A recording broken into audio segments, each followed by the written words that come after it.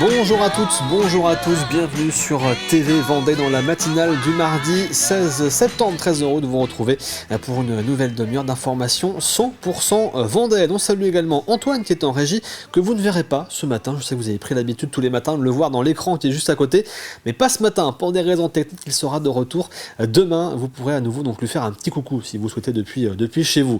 On a reçu il y a quelques instants dans l'invité du jour Anne-Sophie Fagot, conseillère régionale, pour parler emploi et plus particulièrement du Big Bang de l'emploi qui aura lieu vendredi et samedi prochain à La Roche-sur-Yon. Cette grande tournée régionale avec différentes entreprises qui sont au rendez-vous, des entreprises qui recrutent dans leur secteur. Près de 120 seront présentes. Si vous cherchez un emploi actuellement, si vous souhaitez vous reconvertir, c'est l'occasion d'aller découvrir différents métiers et différentes offres possibles sur le territoire à la fois de la Vendée mais sur l'ensemble des départements que compose la région Pays de la Loire. Si vous voulez réagir à l'actualité du jour, nous envoyer votre question aussi ce matin, ou pourquoi pas nous parler de la météo qu'il fait chez vous.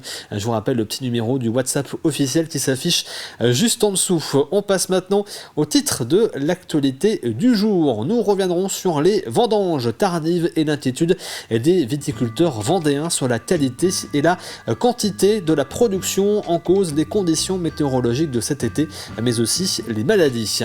L'activité des artisans vendéens est en baisse d'après la Chambre des métiers et de l'artisanat, mais malgré tout, la main-d'œuvre est particulièrement recherchée et la formation et l'apprentissage se portent bien.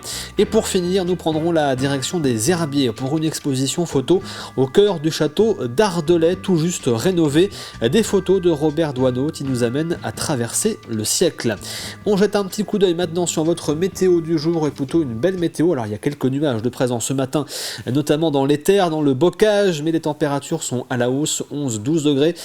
Pour l'après-midi, le ciel va se dégager. C'est un beau et grand soleil qui va donc nous accompagner avec des températures aussi à la hausse, 20 à 22 degrés. Le point sur les marées du jour également, basse mer 10h44 et 23h08, pleine mer 4h52 et 17h06, coefficient de 91 à 99 pour aujourd'hui. Le passage du Gois, lui, sera au plus bas à 11h07 et 23h35. C'est très précis pour traverser le passage du Gois. Comme tous les matins, on fait également le tour des marchés du jour. 3 marchés ce matin, celui de Talmont-Saint-Hilaire, c'est place du Perret de 9h à 13h. Nallier également, plus au sud du département, de 9h à midi, place Pierre Mendès France. Et puis le célèbre marché Arago dans le centre-ville des Sables d'Olonne, c'est de 8h à 13h au sein du bâtiment du marché Arago, mais également sur les alentours. Un point important ce matin, votre circulation. Attention si vous avez l'habitude ou si vous prévoyez de vous déplacer vers la Charente-Maritime, puisque le pont du Brau est totalement fermé à la circulation depuis hier matin, et ce jusqu'au 21 octobre prochain. L'ouvrage subit actuellement d'importants travaux. La route départementale 10A est donc coupée durant cette période. La déviation s'effectue par la RD 25 et la RD 27 sur les communes de Puyraveau, Sainte-Radegonde-des-Noyers, Moreuil, Chaillé-les-Marais et Maran. À noter que la navigation fluviale est également interdite jusqu'au 9 décembre. Autres travaux également sur l'A83 à hauteur du péage de Montédu, où la circulation pourrait être réduite à une voie et où il est fortement conseillé de ralentir sa vitesse. Travaux également sur la départementale 978 lorsque vous approchez de Esnay en venant de La Roche-sur-Yon, avec là aussi quelques perturbations. Et puis toujours ces travaux sur l'axe Les Sables, La Roche-sur-Yon sur la 4 voies avec des perturbations de circulation à hauteur de la Motachar et de Sainte-Flève-des-Loups. Et puis actuellement, il y a les traditionnels bouchons du matin. Ça ralentit fortement aux entrées de La Roche-sur-Yon. C'est tout rouge pour rentrer dans La Roche-sur-Yon actuellement, et c'est également le cas du côté des Sables d'Olonne. Et aujourd'hui, nous fêtons les Renault. Bonne fête donc à l'ensemble des Renault ce matin. Et puis également un événement important, puisque c'est l'anniversaire de la libération de la Vendée. C'était le 17 septembre 1944. Cela fait 80 ans. Et d'ailleurs, à cette occasion, la commune de Esnay, qui commémore également les 80 ans du crash de Big Red, ce bombardier américain de la Deuxième Guerre mondiale, organise durant plusieurs jours différentes activités, à la fois des expositions, des conférences, des reconstitutions. Et d'ailleurs, la famille du pilote du bombardier Big Red sera également présente. Ils font le déplacement depuis les États-Unis pour assister à ces différents événements. Allez, on passe maintenant à l'actualité du jour. Voici le flash.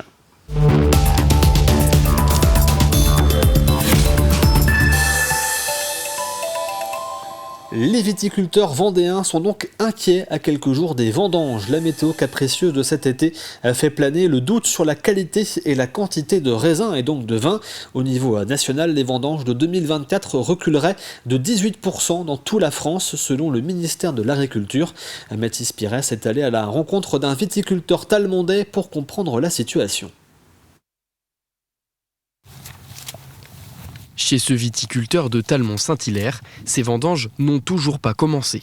La forte présence de mildiou, une maladie nocive pour les plantes, retarde la maturité de ces raisins. On voit les feuilles qui sont dans cet état-là. Donc ça, c'est des feuilles qui ont chopé le mildiou. Et là, il est sec maintenant, mais ça veut dire que c'est des feuilles qui sont plus productrices de photosynthèse. Donc ça retarde obligatoirement la maturation du raisin derrière, puisqu'on a moins de feuilles que d'habitude. Ces vendanges ont 10 à 15 jours de retard par rapport à l'année dernière. La cause, le manque de soleil et de chaleur. Mais s'ajoute au retard des raisins plus acides que d'habitude. Alors pour se rassurer, Thierry analyse ses vignes. Je suis en train de prendre des grappes au fur et à mesure, je les coupe pour pouvoir après les écraser et faire mon prélèvement derrière et l'analyser, faire mon analyse derrière pour savoir combien il y a de taux de sucre dans le raisin, tout simplement. Et je prends un petit peu partout pour que ce soit assez général. Pour une récolte de qualité et éviter des vendanges amères, ce vigneron compte bien sur un été indien. S'il y a un beau soleil avec un petit peu de vent, les taux de sucre peuvent quand même continuer à monter. Il faudra un petit peu plus de temps que quand c'est début septembre, parce que les jours sont plus courts. Mais si on reste sur une période de temps relativement sain, c'est pas gênant. On finira simplement de vendanger un peu plus tard, c'est tout. Les résultats de l'analyse sont positifs pour Thierry. Il va pouvoir commencer ses vendanges dans les prochains jours. Reste à savoir maintenant si le goût sera au rendez-vous. Et bien sûr, consommation avec modération. La Chambre des métiers et de l'artisanat a tenu sa traditionnelle conférence de presse de rentrée. L'occasion de faire le point sur l'activité économique. 49% des artisans vendéens déclarent une baisse de leur activité et tous les secteurs semblent touchés. Les effectifs sont également en baisse de 18% sur le dernier mois dans le département. Il y a une inquiétude, comme partout ailleurs, sur les entreprises du bâtiment en particulier, qui ont vu fondre un petit peu leur carnet de commandes. Et puis, même dans d'autres métiers, l'inquiétude, j'en parlais tout à l'heure, des métiers alimentaires, des métiers de service, en avant-saison, mais une inquiétude où le moral est revenu après cette saison, sans faire une grande saison estivale 2024, beaucoup d'entre elles fait l'étal de l'année précédente. En Vendée, il y a besoin de main-d'œuvre, mais de main-d'œuvre qualifiée, parce que nos entreprises artisanales ont besoin de jeunes qui soient formés dans leur métier, des main-d'œuvre qualifiées. Et là aussi, il nous faut former des apprentis, parce que cette main-d'œuvre qualifiée, pour remplacer les départs en retraite, elle est importante sur le terrain. Les familles, s'il y a une trentaine d'années, n'étaient pas attirées par l'apprentissage pour leurs enfants. Aujourd'hui, elles ont changé d'esprit. Elles savent qu'à la sortie d'apprentissage, 85% d'entre eux trouvent un emploi en CDI, et c'est important pour les familles et pour les jeunes. Et toujours au sujet d'ailleurs de l'apprentissage et de la formation, le centre de formation de la Chambre des métiers et de l'artisanat a également fait sa rentrée avec 3400 étudiants cette année. C'est le premier campus de la région sur les questions d'artisanat. Les dirigeants attendent d'ailleurs les futures décisions de l'État concernant l'apprentissage. Nous avons 1851 apprenants qui débutent l'année de formation chez nous. C'est légèrement en deçà de l'année dernière, mais je pense qu'on devrait arriver au même niveau d'ici quelques semaines. Par contre, c'est une progression assez importante puisqu'on a fait pratiquement plus 500 jeunes en 4 ans. Les premières forces, c'est tout simplement qu'on essaie de répondre en étant proche du terrain de volonté des artisans et des chefs d'entreprise pour former les futurs artisans de demain. Premier élément. Le deuxième élément, c'est que nous avons un centre de formation qui est plutôt agréable et en rénovation à l'heure actuelle puisqu'on essaye d'avoir des plateaux techniques qui vont répondre aux nouvelles technologies. L'apprentissage a le vent en poupe depuis quelques années. Actuellement, l'État annonce quelques volontés de faire des économies. Ces économies-là, c'est à nous de les appréhender, c'est à nous essayer de prouver que le milieu de l'apprentissage est une voie d'excellence, une voie de la réussite, et puis de continuer à avoir la confiance de nos maîtres d'apprentissage, de nos familles, et puis des jeunes qui veulent se former dans leur métier, qu'ils souhaitent exercer très rapidement. Le mythique circuit Bugatti, celui des 24 heures du Mans, accueillait le Grand Prix des Meules Bleues le week-end dernier pour fêter les 10 ans de cet événement et aussi la toute dernière édition, lancée en 2014 par Philippe Mindron alors que le contexte social et économique était morose. Le but était de réunir des chefs d'entreprise et des salariés sur des mobylettes. Se sont ensuite greffés des associations et des particuliers. Ils étaient plus de 8000 participants pour les 10 ans répartis dans 550 équipes, dont une cinquantaine composée de personnes en situation de handicap. Un rassemblement festif pour faire des rencontres et créer de la cohésion. C'est à la fois un peu bizarre parce qu'on a fait ça il y a 10 ans, en 2014, parce que justement le contexte était difficile. Et 10 ans après, malheureusement, on a l'impression qu'on prend les mêmes et on recommence, que c'est pas toujours facile dans les entreprises de fédérer, de mobiliser, de faire en sorte que les gens se sentent bien. Et c'est peut-être pour ça que malheureusement ou heureusement, je ne sais pas comment il faut dire, cet événement a toujours autant de succès. Je ne peux pas imaginer qu'on a vu pas loin de 10 000 personnes complètement hystériques dans l'ambiance. On a passé des moments vraiment fabuleux. Depuis plusieurs années, les Herbiers Vendée Basket organisent une journée éco-citoyenne à destination des jeunes et des parents. L'objectif est de faire de la prévention sur différentes thématiques grâce à des ateliers. Le consentement, le handicap, l'hydratation, la citoyenneté étaient parmi les thèmes abordés. Le club qui a d'ailleurs reçu le label citoyen de la Fédération française de basket. On a toujours pensé que éduquer nos jeunes année après année, on pense que quand ils seront adultes, ils auront un meilleur comportement, ils auront de meilleures habitudes alimentaires ou autres, comportementales, et que tout ça bénéficiera toute leur vie en fait. Alors ça n'empêche pas en parallèle de le faire pour les parents et d'informer aussi les parents, mais vraiment la cible principale c'est d'informer nos jeunes. Et donc on estime nous que ça permet de vraiment mettre tout le monde sur un même rail positif pour démarrer la saison. Nous l'avions déjà évoqué la semaine dernière, le château d'Ardelais aux Herbiers vient de rouvrir au public après des travaux et afin de marquer le coup, une exposition intitulée « La traversée d'un siècle s'y déroule ». Installée dans le nouveau bâtiment d'accueil, elle est consacrée au photographe Robert Doisneau. 88 clichés en noir et blanc sont présentés, dont voici un aperçu avec Grégoire de Châtillon. Robert Doisneau, le voilà, avec son Rolleiflex et son regard. Un regard humaniste pour celui qui fut l'un des photographes français les plus populaires du XXe siècle. Adepte de la photographie romantique en noir et blanc, il était connu pour avoir comme terrain de jeu le petit peuple de Paris. Doisneau faisait bonne figure en tous les cas pour nous, pour organiser cette exposition de réouverture du château. Voilà, je pense que c'est une œuvre qui parle à beaucoup, qui est accessible et qui est magnifique, qui offre la découverte de quasiment tout un siècle de photographie. La photographie la plus connue de cet artiste né près de Paris en 1912 est sûrement Le baiser de l'hôtel de ville. Le baiser le plus célèbre de l'histoire de la photographie est une commande du magazine Life en 1950. Quand la mise en scène touche au naturel, chaque photo a son histoire. Robert Doisneau, en fait, avait un peu imaginé cette photographie, mais uniquement avec la présence des mariés. Pour le coup, il y a eu une petite surprise qui s'est invitée dans sa mise en scène avec ce ramoneur à gauche là, qui est venu s'inviter et qui finalement fait partie intégrante de la photographie et qui apporte la petite touche d'humour que Doisneau aimait bien aussi dans ses photographies. Et puis, par contre, là, je vais aller avec le bouton, puis je vais essayer de faire une petite. Le monde du travail, la mode, les portraits d'artistes. Ici, Prévert. Là, Picasso. Robert Doisneau ou la traversée d'un siècle, c'est une exposition à découvrir jusqu'au 5 janvier 2025 au château d'Ardelais des Herbiers. On se tourne maintenant vers votre météo de la matinée avec quelques nuages ce matin, notamment dans le bocage, mais rien de méchant. C'est plutôt le soleil qui va s'imposer au fil de la journée. Côté température, comptez 10 degrés à Montaigu, 11 à La Châtaigneraie, La Roche-sur-Yon et Chaland et 12 degrés à Fontenay-le-Comte, l'Île-Dieu, les Sables d'Olonne et la Tranche-sur-Mer. C'est la fin de ce flash. On passe maintenant au plus de l'info du jour.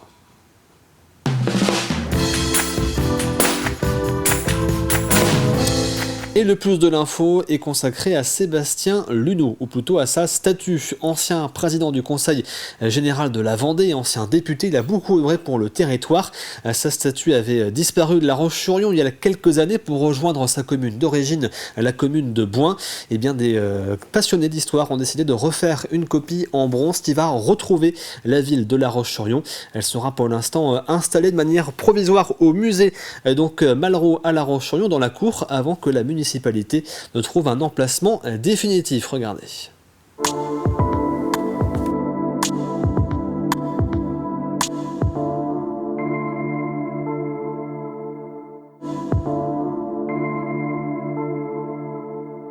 Sébastien Luneau est un personnage qui a donné toute sa fortune, son immense fortune, non pas qu'à la ville de qu'à La Roche-sur-Yon pour l'école de formation des enseignants, mais également énormément de sa fortune a servi à beaucoup d'œuvres à Boin. Et Sébastien Luneau, c'est ce qu'on appellerait maintenant un chrétien de gauche. C'était un homme où les laïcs ont voulu en faire un support magnifique, mais ils se sont fourvoyés car Sébastien Luneau était un personnage tout à fait différent. C'est quelqu'un qui a compté énormément pour La Roche-sur-Yon, qui a compté pour la Vendée, mes prédécesseurs viennent de le dire, mais qui a compté aussi pour La Roche-sur-Yon, l'IUFM, l'Institut de formation des maîtres, qui a irrigué toute la Vendée avec ceux qui ont formé tous les petits Vendéens. On oublie qu'on était dans une période un peu difficile, après les guerres de Vendée, un moment où la République avait oublié, la France avait besoin de se retrouver, de faire union, et Sébastien Luneau, avec son côté chrétien de gauche, a permis, en quelque sorte, d'apaiser la Vendée. C'est pour ça que c'était extrêmement important qu'il retrouve sa place à La Roche-sur-Yon. C'est un vrai modèle d'adaptation au changement de l'époque, puisque nous sommes avant les lois de 1905, et il a beaucoup œuvré du point de vue politique de ce côté-là. De l'autre côté, il avait une fortune personnelle, il était vieux garçon, dit-on, puisqu'il n'a pas eu d'enfant, il n'était pas marié, et donc il a légué la totalité de sa fortune au département de la Vendée, le legs Luneau, qui a continué jusque dans les années 75, et à la ville de Boin, qui a permis d'avoir un asile, disait-on, c'est-à-dire un hospice qui fonctionne toujours, qui s'appelle la Madeleine. C'est donc la résidence de Sébastien Luneau. Alors cette statue, elle va rester sur La Roche-sur-Yon, elle va être exposée sur la roche, et Sébastien Luneau retrouve la Roche-sur-Yon. Alors nous, au titre de la collectivité Ville de Boin, nous n'avons fait que prêter le modèle, puisqu'il y a une statue originale sculptée par Victor Fulconis, qui est à Boin, qui provient de la ville de La Roche-sur-Yon, historiquement. Elle est à Boin et nous avons confié la sculpture au sculpteur, donc, qui en a fait un moule d'abord, puis ensuite il a coulé un bronze de manière à ce qu'on ait aujourd'hui ce résultat. Le financement, c'est l'association qui l'a apporté quasi intégralement.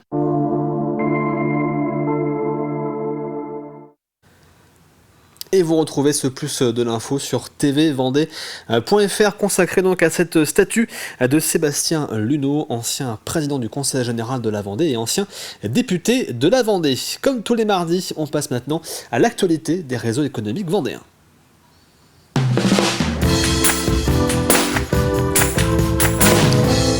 Et Caroline Tronf, qui prépare cette chronique, est allée à la rencontre de Bruno Soulard, directeur général de la Chambre de commerce et d'industrie de la Vendée. Il nous présente notamment l'un des prochains événements à venir, c'est l'International Week, qui sera cette année dédié à l'import-export. Ce sera le 2 octobre prochain. On réalise aujourd'hui pratiquement 5000 formalités par an sur ces questions-là, et donc on est là pour ça, pour les entreprises. On a juste à venir nous voir. On accompagne aussi, nous, tous les clubs, enfin le club notamment Vendée International, qui est un club d'entreprises qui travaille à l'export et qui travaille effectivement sur des échanges entre eux, sur la capacité de chasser en meute, comme on le dit souvent en Vendée, c'est d'aller à plusieurs à l'export pour être plus fort. Les points forts vendéens, ils sont souvent là où on les entend pas, c'est-à-dire que, alors, on en connaît des grands, hein, je veux dire, le leader, c'est forcément Beneteau, puisque c'est une grosse part de son activité, mais aujourd'hui on a pratiquement 500 entreprises vendéennes qui exportent de manière régulière sur tous les champs d'activité, que ce soit effectivement sur la métallurgie, que ce soit effectivement sur la plaisance, sur l'agroalimentaire, et c'est tous ces éléments-là qu'on est capable effectivement de présenter et surtout faire en sorte que les gens se rendent compte pour comprendre que c'est peut-être pas si difficile que ça. C'est énorme, mais on pèse pas si lourd que ça sur la partie ligérienne. On n'est que 10%, on pèse que 10% finalement des exports au niveau ligérien. Donc on peut encore faire beaucoup mieux. Aujourd'hui, la Vendée, c'est un peu moins de 1000 entreprises qui travaillent à l'export. Sur 40 000, alors on devrait dire beaucoup moins parce qu'il y a aussi toutes les micro-entreprises qui, elles, sont moins concernées, mais on est capable de faire mieux. Et je pense que souvent, c'est des freins qu'on se donne nous-mêmes pour ne pas y aller. Et donc, ça vaut le coup, effectivement, de découvrir. La chronique des réseaux économiques donc consacrée aujourd'hui à la CCI Vendée et à cet événement, l'International Week, qui aura donc lieu le 2 octobre prochain à La Roche-sur-Yon. Vous retrouvez l'ensemble de la chronique sur tvvendée.fr. On passe maintenant à l'extrait du jour.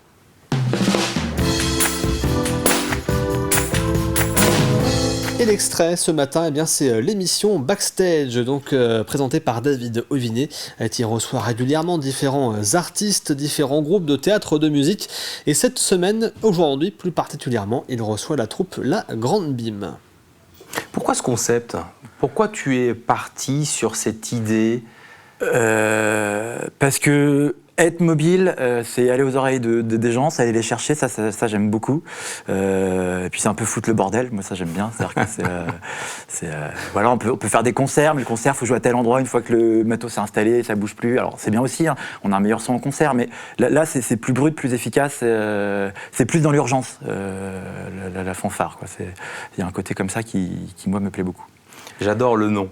La Grande Bim, tu vas nous redonner la signification, tu l'as dit juste avant, oui. Mais redonne-nous le contexte aussi de ce nom de troupe. On avait donc la fanfare, on avait les musiciens, il fallait trouver un nom, c'est toujours la même histoire. Et puis de fil en aiguille, on s'est dit des lettres qui marchent bien. Et j'étais sur cette troisième d'intervention musicale mobile, ça faisait team. Et puis on discute et puis on se dit tiens, brigade d'intervention musicale. Et là on se dit bim. Et là on se dit ah. Et bim, on l'a. Ah, génial. Ça fait mouche. Ouais, ça fait mouche. Le nom fonctionne. Le copain fait le logo. On salue le copain, comment s'appelle-t-il ? Ça, c'est Julien. Donc, ça, c'est lui, il fait banjo donc dans la sœur jumelle de l'Est de la France. C'est le banjoïste et chanteur qui a fait le logo. L'émission Backstage, donc présentée par David Ovinet avec la troupe La Grande Bim, c'est juste après la matinale sur TV Vendée. On passe maintenant au rappel des titres de l'actualité du jour. Nous sommes revenus sur les vendanges tardives et l'inquiétude des viticulteurs vendéens sur la qualité et la quantité de la production. En cause, les conditions météorologiques de cet été, mais aussi les maladies. L'activité des artisans vendéens est en baisse d'après la Chambre des métiers et de l'artisanat, mais malgré tout, la main-d'œuvre est particulièrement recherchée et la formation et l'apprentissage se portent bien. Et pour finir, nous nous sommes rendus aux Herbiers pour une exposition photo au cœur du château d'Ardelais, tout juste rénové, des photos de Robert Doisneau qui nous amènent à traverser le siècle.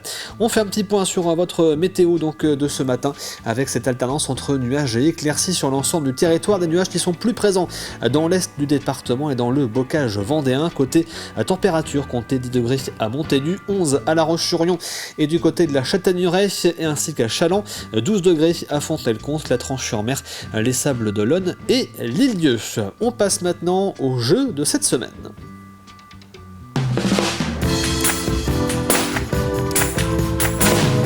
Et dans le jeu de la matinale cette semaine à gagner, ce sont 2 places pour assister en VIP à la finale de l'Open de Vendée de tennis. Ce sera le 6 octobre prochain, l'Open de Vendée qui démarre le 29 septembre et qui se termine donc le 6 octobre. Voici la question de la semaine et elle concerne une nouvelle fois le Vendée Globe. Quel ancien skipper du Vendée Globe va piloter un avion à hydrogène ? Oui, vous avez bien entendu, quel ancien skipper du Vendée Globe va donc piloter un avion à hydrogène ? Je vous rappelle l'indice, le premier indice indices donnés hier, il a pris le départ de 4 Vendée Globe et en a terminé 2. Voici l'indice du jour. Il a créé une fondation pour travailler sur les énergies renouvelables. Je répète, l'indice du jour, il a créé une fondation pour travailler sur les énergies renouvelables. Vous retrouvez bien sûr l'ensemble des indices et la question sur tvvendée.fr. Et d'ailleurs, je vous invite, si vous allez sur le site, fouiller dans les reportages diffusés la semaine dernière dans nos différentes éditions d'information. Vous pourrez bien trouver quelques indices supplémentaires et pourquoi pas même trouver la réponse. Mais n'allez pas trop vite, il reste encore 3 jours et 3 indices à venir. C'est la fin de cette matinale. L'actualité vendaine revient à 12h30 avec le journal présenté par Aurélien Huard. Quant à moi, je vous retrouve demain à partir de 7h pour une nouvelle édition. D'ici là, passez une très belle journée et à demain sur TV Vendée.